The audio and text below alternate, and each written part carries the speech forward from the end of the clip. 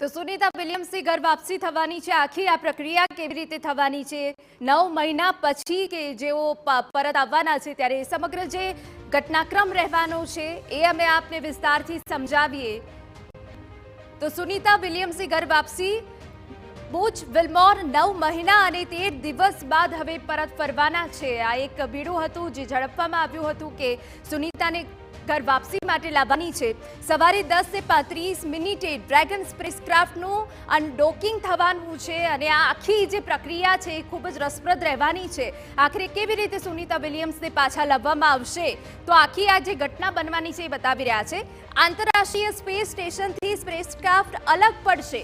આ એક ખૂબ રસપ્રદ રહેવાનું છે કે જ્યાં સ્પેસ સ્ટેશનથી સ્પેસક્રાફ્ટ જે છે એ અલગ પડશે અને તે બાદ રવાના થશે। હાલ એ પ્રક્રિયા ચાલી રહી છે અને થોડી વારમાં હવે અલગ પડશે અને તે બાદ રવાના થશે તેવી વિગતો અહીંયા મળી રહી છે। સાથે સાથે આવતીકાલે સવારે 2:41 ડી ઓર્બિટ બંધ થશે એટલે કે એન્જિનને ફાયર કરાશે।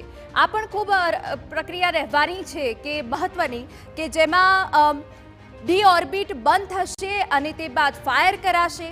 પૃથ્વીના વાતાવરણમાં પ્રવેશ્યા પછી આવતીકાલે સવારે 3:27 લેન્ડ કરાશે જે ફ્લોરિડાના દરિયાકાંઠે લેન્ડ થવાના છે તેવી વિગતો હાલ તો મળી રહી છે અને થોડીક જ વારમાં હવે સ્પેસ સ્ટેશનથી જે અલગ થશે અમેરિકાના ફ્લોરિડાના દરિયાકાંઠે સ્પેસક્રાફ્ટ પાણીમાં લેન્ડ કરશે તેવી પણ વિગતો છે।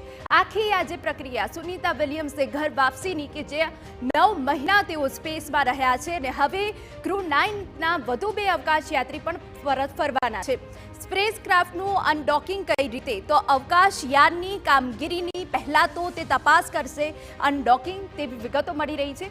અનડોકિંગની જે આખી પ્રક્રિયા રહેવાની છે ખૂબ મહત્વની રહેવાની છે કે જ્યાં પહેલા તો અવકાશયાનની કામગીરીની તપાસ કરવામાં આવશે। આખી જે પ્રક્રિયા થઈ રહી છે તે કેવી રીતે થઈ રહી છે એ સિવાય લાઈવ સપોર્ટ સિસ્ટમ કમ્યુનિકેશન અને થ્રસ્ટર સિસ્ટમની કામગીરીની પણ તપાસ કરશે। સૌથી મહત્વની જે રહેવાની છે એ લાઈવ સપોર્ટ સિસ્ટમ રહેવાની છે કે જેની કામગીરીની પણ તપાસ કરવામાં આવશે। આજે અનડોકિંગની જે આખી પ્રક્રિયા થવાની છે તે સ્પેસક્રાફ્ટનું લોક ખોલવામાં આવશે અને આ એક સૌથી મહત્વનો પાર્ટ રહેવાનો છે અનડોકિંગ પ્રક્રિયામાં।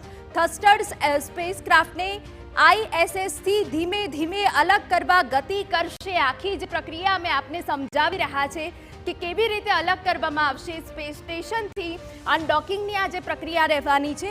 સ્પેસક્રાફ્ટનું સતત નિરીક્ષણ કરવામાં આવશે તેવી પણ વિગતો અહીંયા મળી રહી છે।